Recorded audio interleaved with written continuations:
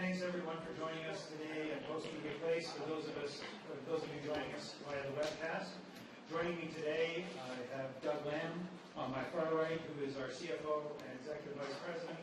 On my left, Wayne Parrish, who's our Chief Operating Officer at Post Media, and on my immediate right, Paul Godfrey, who's our President and CEO.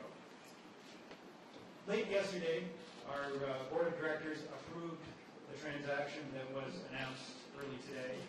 Post Media has entered into a definitive agreement with Quebec Media to purchase Sun Media's 175 English language newspapers and other publications and their digital platforms associated, including Canoe.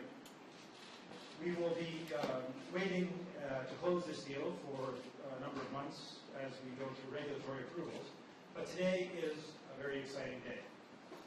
Today is a great day for Made in Canada journalism, and in our view, it's the best way forward for an industry that for the past decade has faced significant competitive challenges from digital giants like Google and Facebook. We look forward to adding these brands to our strategy that we've been rolling out, Post Media's core platform reimagined strategy, which has been rolling out countrywide to great acclaim, first at the Ottawa Citizen in May, this month at the Montreal Gazette, and next month at the Calgary Herald.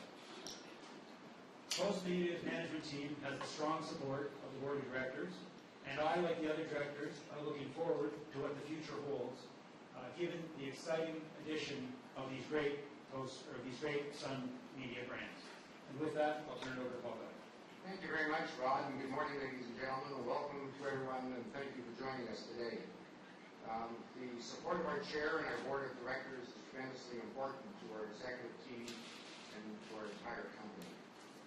And moving forward, today's announcement their support is paramount.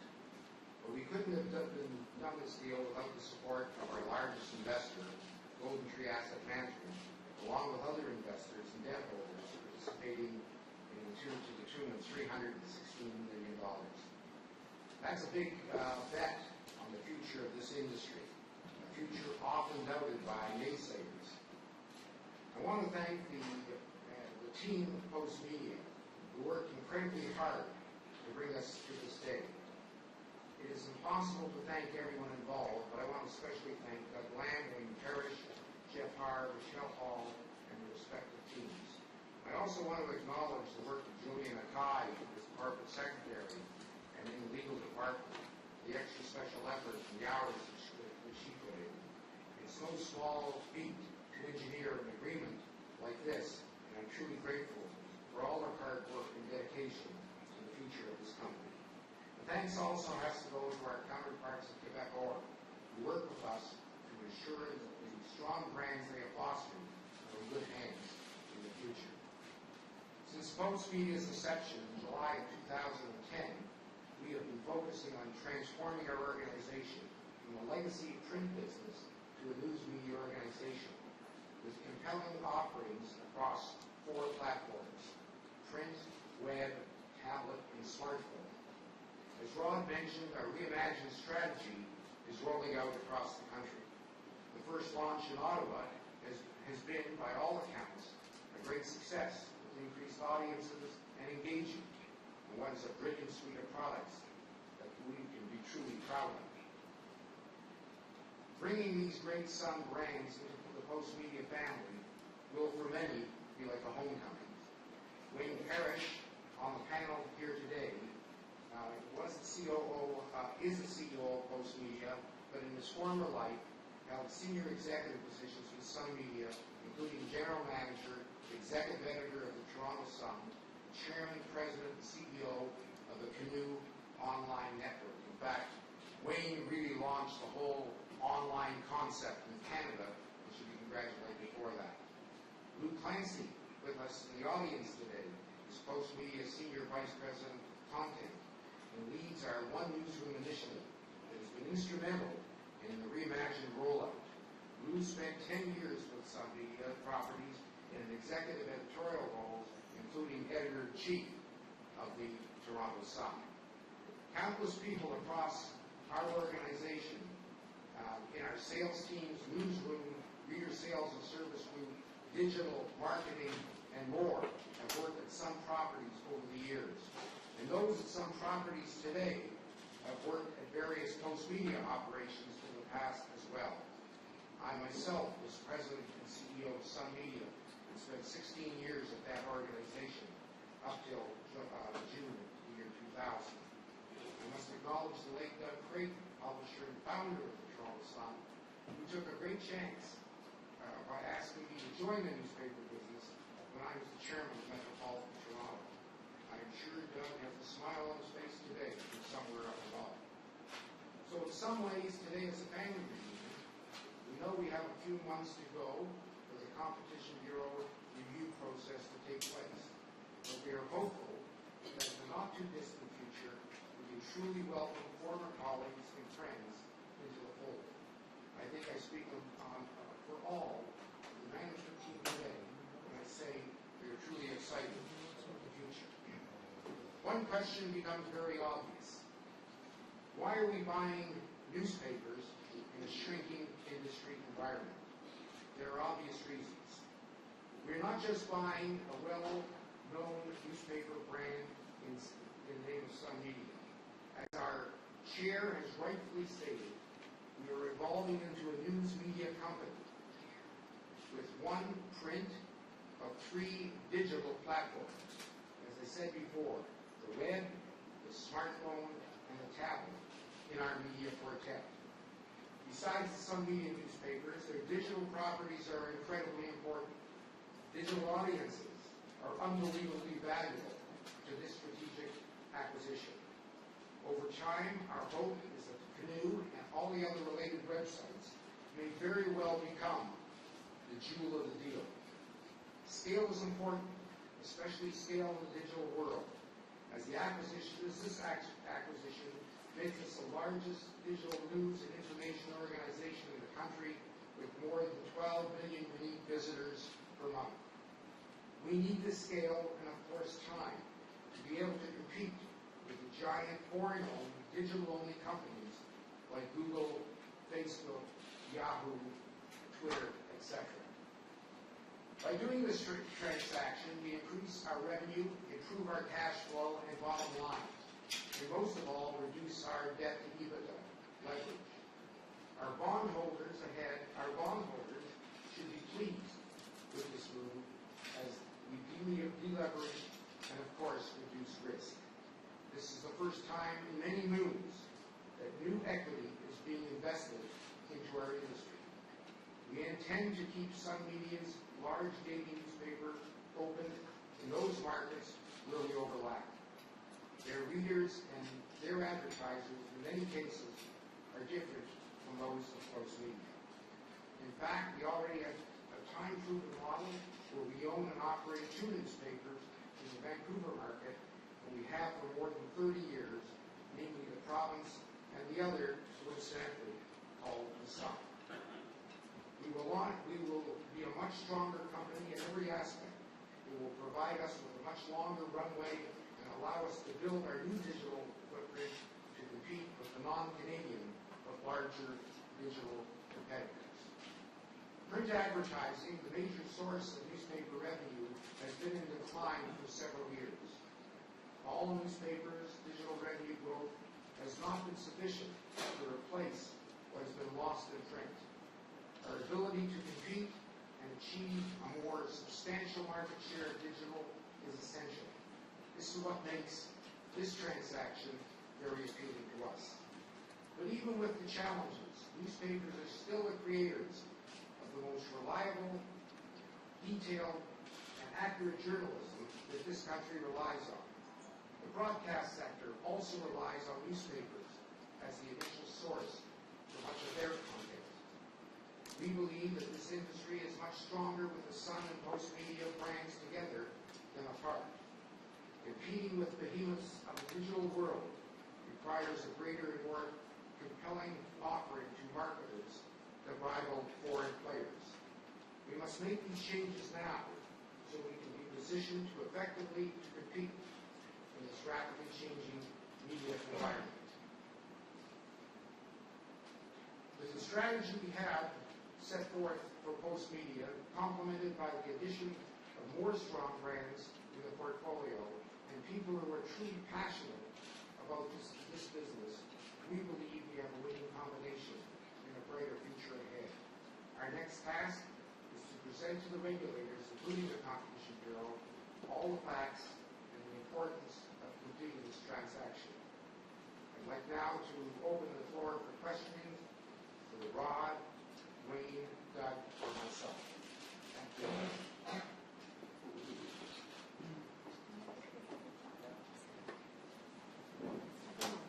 Paul Bagnall at Business News Network.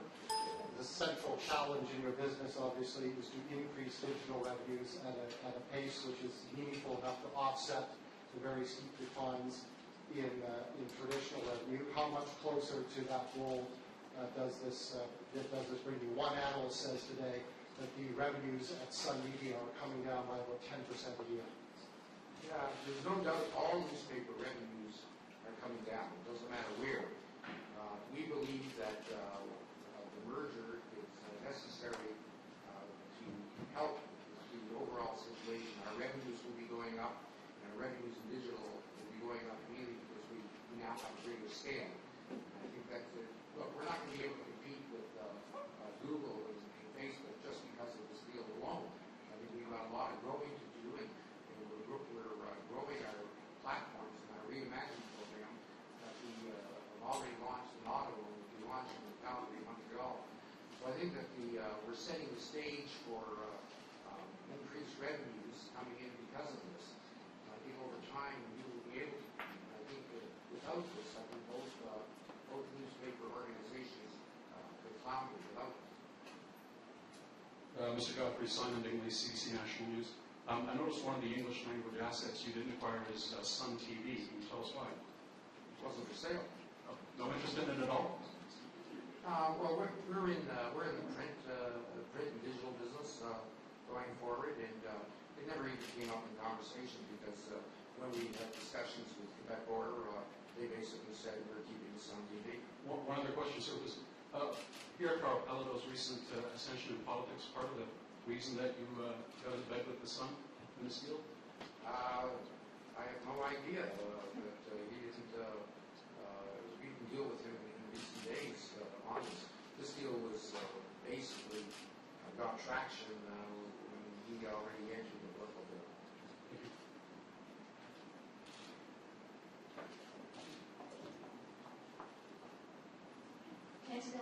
So Toronto Sun.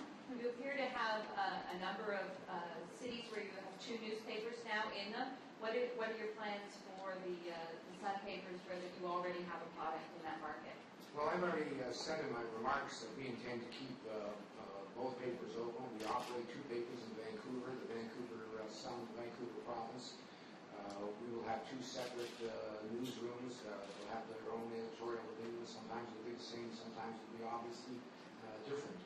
So we realize the demographics of our readership are different, and I have some knowledge about those newspapers as well as the ones I operate at the present time, and I think that they can coexist and help each other. The other thing, a lot of people have noticed the price is fairly cheap by newspaper standards even 10, 20 years ago. Is that a signal of how newspapers are just losing their value in general? Well, that's a very good question. Let me tell you, I think that it's become obvious to all newspapers that they're going to have to charge for the online product, and over time, we at this organization, if you get a daily subscription of our paper, you get everything online tossed in on that. If you don't get the daily subscription, you pay. I think that the reader will pay more if they don't take a daily subscription and they have to they want to opt the online product. Look, we have to make things balanced. The reason why there's a lot of cuts in newspapers is because print ad revenue is declining. Kevin Lewin, Financial Post. Paul, just a follow-up to the question about the previous association between Sun TV and Sun Chain. Is there now going to have to be a licensing arrangement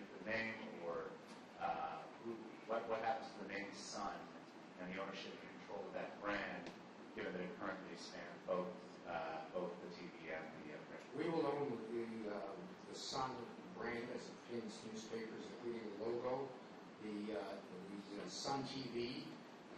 We will give Takeover exclusive right by license on that. They will have a year to change the logo on that to differentiate it from the Sun newspaper chain. Over this side, Jim? James Bradshaw from the Globe and Mail. You talked a little bit about the homecoming family reunion kind of feel to this deal. Can you tell us a bit more about how this came together? How long ago did you start talking, and who approached whom about this kind of a sale? Well, as I said, the deal got traction after Mr. Pelledo went into politics. Mr. Pelledo approached me probably 2.5 years ago to discuss a possible merger between the two organizations. Since they had no debt on the company, and we did, it gave him a majority interest in it. We discussed that. We decided that wasn't in our best interest, and we sort of shadow boxed for a number of months. As time went on, we began discussing things again, and I discussed it with Golden Tree Asset Management, who are the largest shareholders. And we came up with the concept of maybe we should talk to them about an acquisition, and we did a lot of paperwork. Mr. Lamb here, who's in charge of all the finance of the company, went into a deep discussion with how we could do it. Golden Tree indicated they were prepared to invest. They made a big investment in us 4 years ago, more than 4 years ago. We decided to backstop a rights offering, which, as you probably know, will offer all existing shareholders, give them a right to purchase more shares. If they fail to do so, they will backstop that. We have some debt on the company that from one of our largest bondholders, and that's how the deal came together. Mayor Cross, this question? Hi, David Frank, Canadian Press. There have been many changes in the Canadian media industry over the past years, and I was wondering, Mr. Godfrey, if you can give me a perspective on how you see the industry developing in the future, in particular, big city Canadian newspapers, and is Postmedia looking at making any further acquisitions? First of all, my focus today is on the Competition Bureau to make sure this deal gets completed. I don't want to stare into a crystal ball at this point in time and speculate what could happen in the future. I find the real world is difficult enough to speculate on, never mind the world ahead. Industries change very quickly. I think a couple of years ago, I wouldn't have fathomed that this deal could come together. So I just want to deal with the real world like today. Senator Paul? Paul, the key issue that a lot of people watching this and listening to will have is jobs. Will employees of the Postmedia empire or Sun Media lose jobs in this merger acquisition? You know, again, that question is it's too early to answer. I think in our press release we talked about $6 to $10 million worth of synergies. That's after we add some jobs back there. There are some properties that we required during our due diligence period. We have thought that they became too thin and we need some boosting up. So that's what our immediate situation is. But again, don't forget, when you do due diligence, you only get a snapshot of what the numbers look like. I think we have to really go in there. But we made a commitment that our plan is to keep newspapers going. We have nothing planned to close anything. In fact, we made a commitment that in the markets where we do overlap, we're definitely going to keep them open, for sure. And that's our intent. Our intent is to keep everything open today. Hi, Glenn Checker, Financial Post. I just wanted to follow up. You mentioned the Competition Bureau. So assuming in the approval process, that's one of the big ones. Things have, in an earlier incarnation, I guess, involving some of these assets, there was a lot of question about whether the Competition Bureau would let take place something like the Star-Sun combination back in 98, 99. How much do you think things have changed, and how are you going to that's very interesting because I think the world has changed dramatically since '99. I sort of remember the Torres Stars hostile attempt at Sunme at the time. But, you know, if I mentioned the name Google in 1999 or Facebook or Twitter or Yahoo, I think that people are looked at me very strangely. Just the concept of those names. So I think the world is different now. The world is dramatically different. Newspapers aren't competitors with other newspapers anywhere close to what they were. In fact, I don't consider the other newspapers competitors at all. I think the real, because everything's going digitally. It's Google, Facebook, and every other major website that takes up and is in charge of all the digital revenue that they're swallowing away from us. And have you had any indication, any pre-indication from competition, or have you had any conversation? We made the Competition Bureau aware that this was coming.